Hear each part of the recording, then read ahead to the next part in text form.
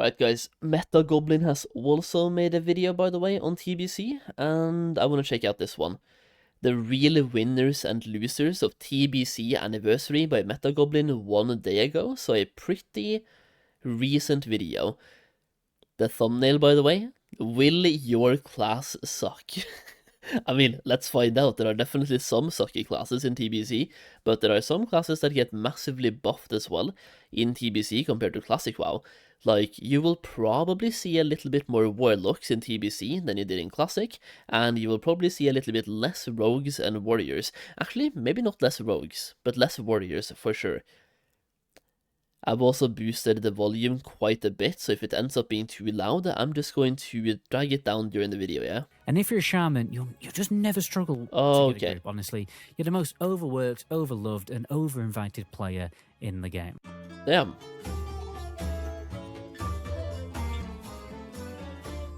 So every man has a few very important worries in life.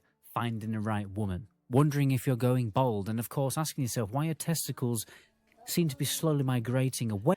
I like how he's also doing the hammer dance video format, by the way, of, I call it the hammer dance video format. Probably more people are doing the same thing now, but he's also joining, where you have 1/3 of the camera being like you on the left side, and then the content on the right side.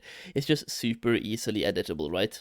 Away from your body like a pair of depressed geese. But above all that, there's one question that truly keeps us up all night, and it's, is my class for TBC Classic Anniversary going to be absolute wank?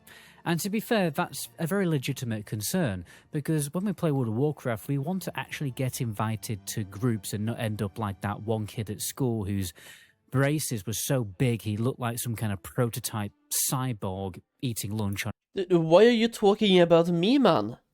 What did I do to you, dude? On his own. Nobody wants to be that guy.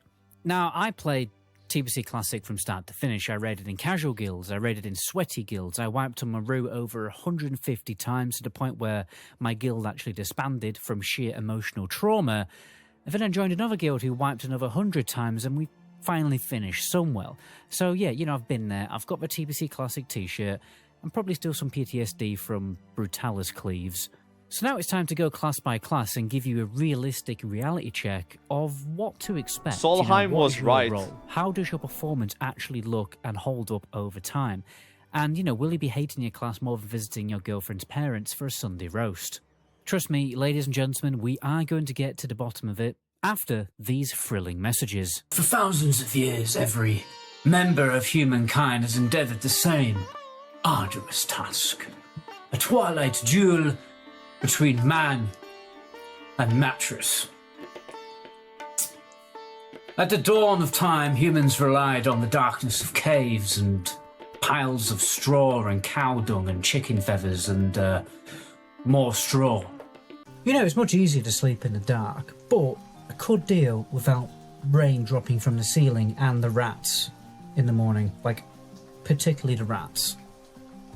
Well, why don't you just buy a Manta sleeping mask? You can sleep in total utter darkness wherever you want, plus they're made out of very soft, breathable materials, but incredibly comfy even for the most notorious side sleepers with weirdly shaped heads.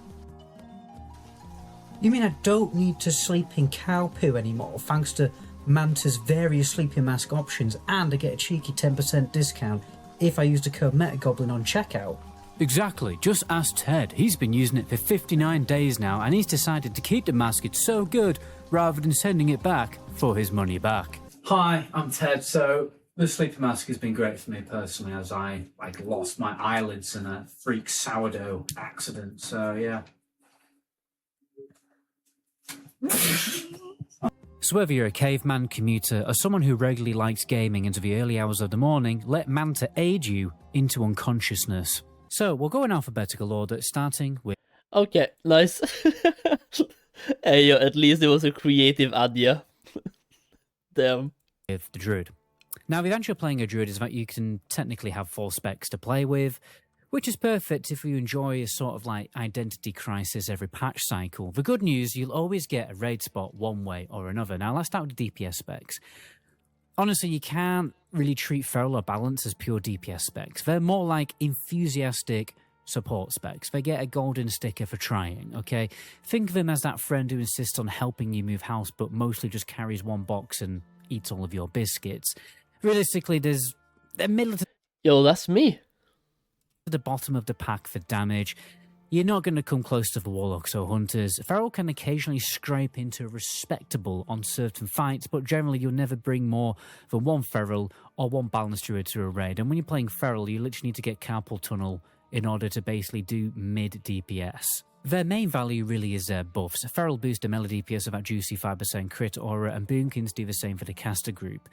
You're there to make everyone else look better, kind of like the bassist in a pop pump. Tung tung tung tung tung tung tung tung tung tung sahur. A bassist. Look, any kind of f***ing bassist in any band, let's be real. That's what the joke is, okay? We'll carry on. Feral tanks, on the other hand, are genuinely excellent. So they have the biggest HP pool and insane threat generation, but they really lack the defensive cooldowns of other tanks and AoE threat tools. But the thing is, you'll always get a raid spot as a bear because your threat's mental and your HP pool looks like it's been on steroids. Resto Druids are fantastic tank healers thanks to life bloom rolling. They're not exactly the best AoE healers and no one's going to stack 6 of them, but they're steady, they're reliable, and you get combat res. And that's huge, especially for more casual raid groups where people occasionally decide to, stand in fire as some kind of personality trait. It's less useful in hardcore passing guilds where nobody ever dies and everyone's clinically addicted to Warcraft logs, but still, it is a literal lifesaver. Now, the Hunter, let's be honest, is an absolute god-tier class in TBC Classic. You look at any old logs, they're right up there with the Warlocks and Warriors, absolutely defiling the meters in Beast Mastery spec. But every rose has its thorn, and in this case, the thorn has been told by your raid leader that, right, mate, you need to respect survival for the buff, okay? And that might be the reality for you. So instead of doing godlike DPS, you become that hunter, the one providing exposed weakness, a lovely little debuff that boosts everyone else's attack power based on your agility. So yes, top guilds will bring a survival hunter later on, purely for that reason, but from start to finish, hunters are just comfortably S tier, and to be honest, survival DPS isn't exactly that bad either. You're strong in every phase, you scale brilliantly, and even if you're half asleep eating a pot noodle, you still do decent DPS. By the way, guys, if you're looking to level up and get caught up for the launch of TBC Classic, the fastest leveling add-on in existence has to be Rest XP. Please check out the link in the description. Download Rest XP on Curse Client if you don't believe me.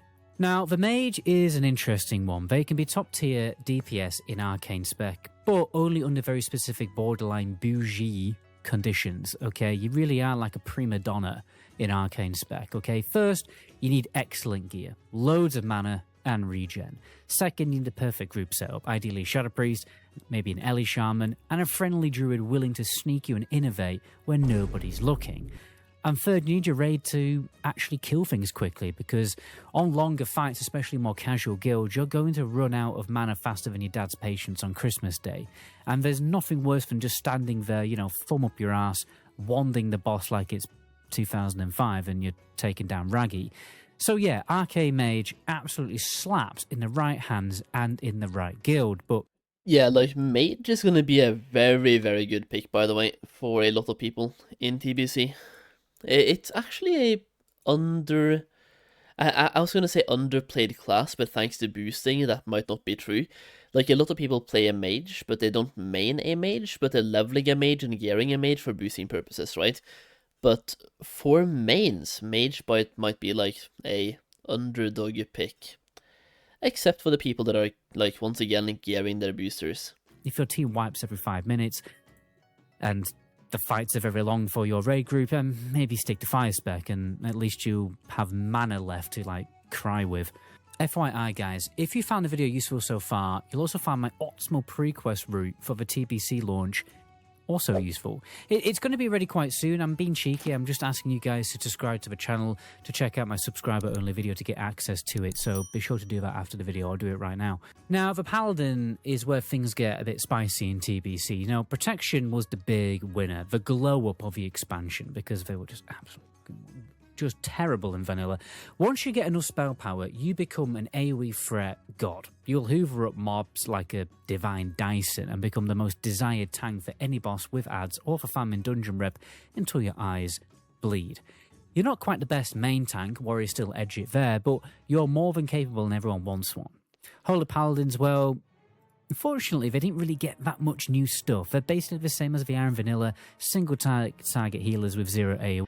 But they are really good and really fun. I played one in TBC, I quite enjoyed it. I feel like maybe they didn't get that many changes like he's saying here, but it's just like, the small changes they got were impactful.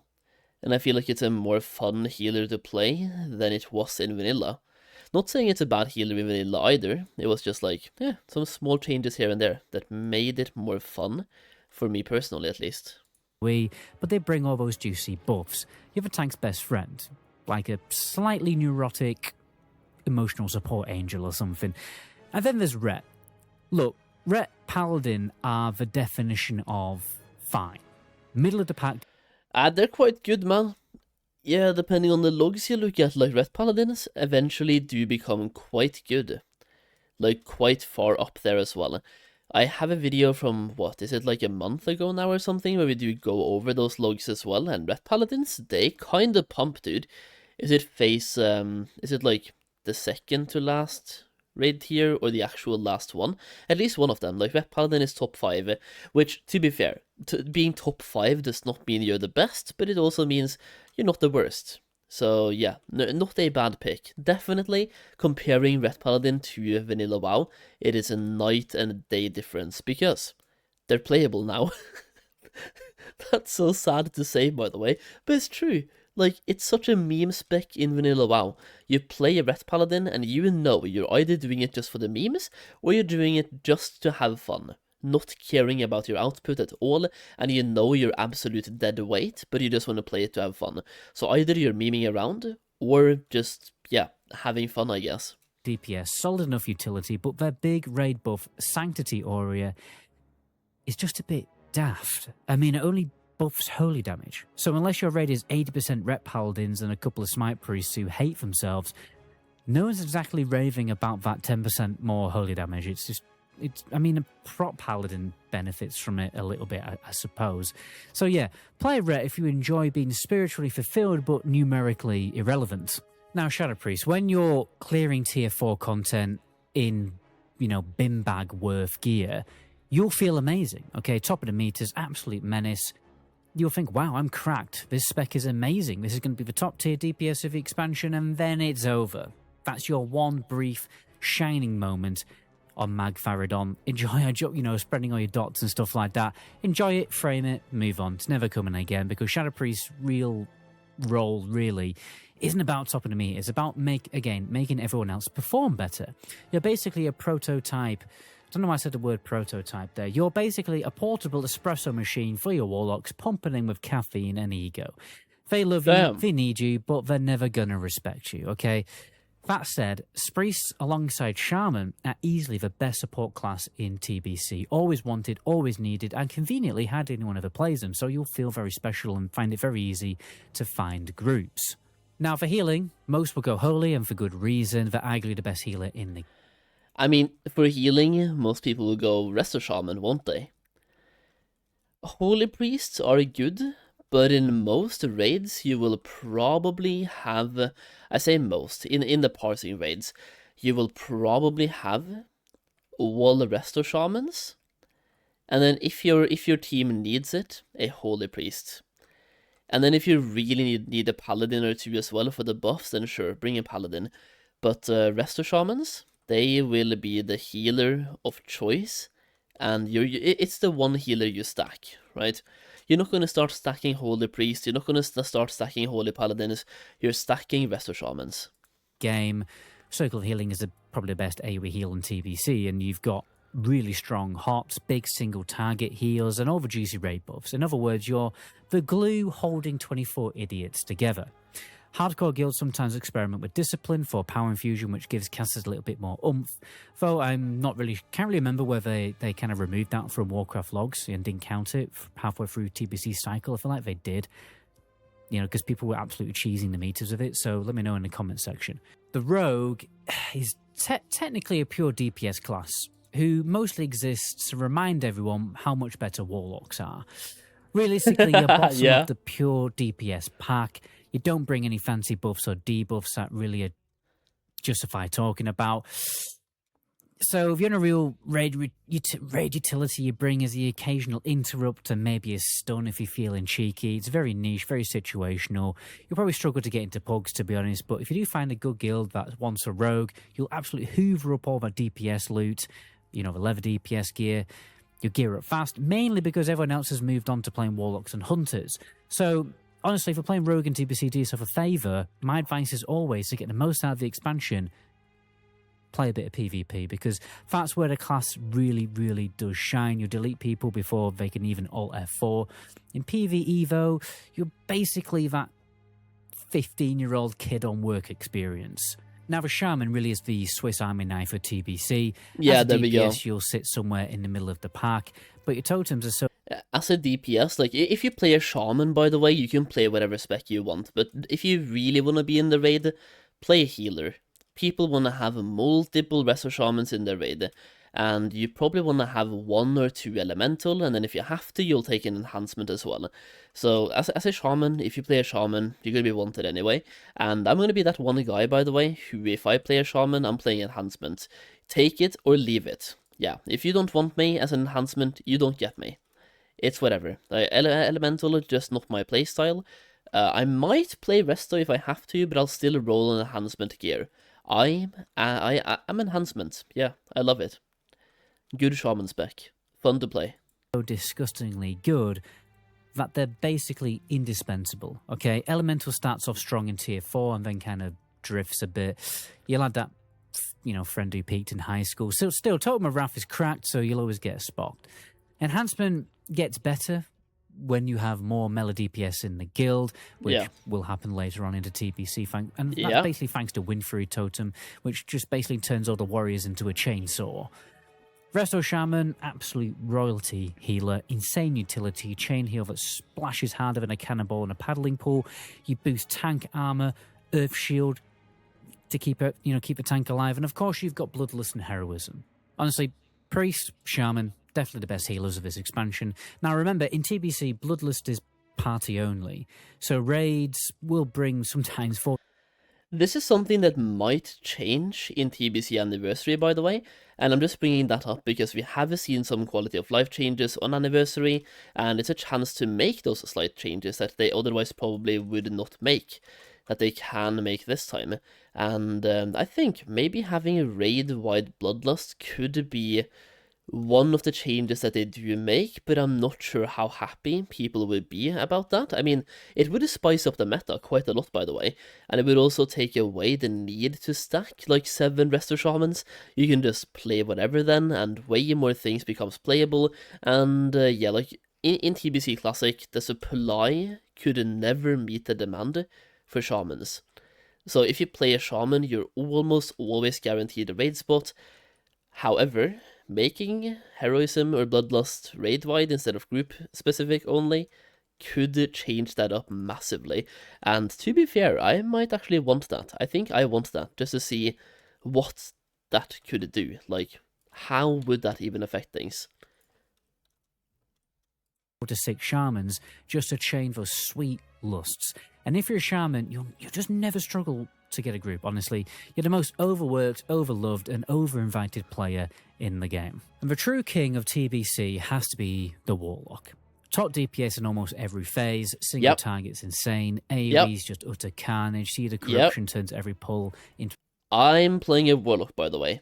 I was gonna play a Warlock in TBC the first time. My guild bullied me into playing a Boomkin and kept gaslighting me, being like, oh, Boomkin is so great, play a Boomkin. It sucked. Not playing a Boomkin this time, it sucked.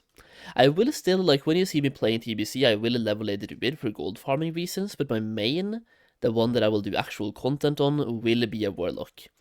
Seed of Corruption pumping, Shadow bolting, it's gonna be great.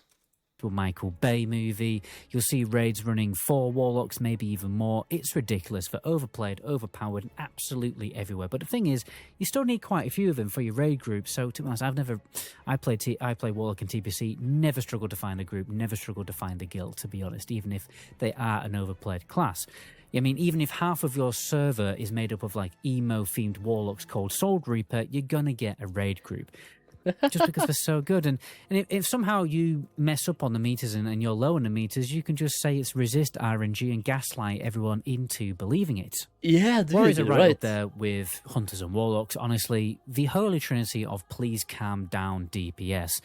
These three specs constantly outshine each other depending on the fight. Warriors absolutely thrive on burst cleave damage. If ads die quickly, you know, the Warrior's your man, while the poor Warlock's still winding up his seed of corruption. The only catch is, the same story as always, really, Warriors need gear, and lots of it. The Hunter and Warlock come into the Hunter and Warlock come into tier 4 ready to go. Hot, easy, instant, like a microwave meal.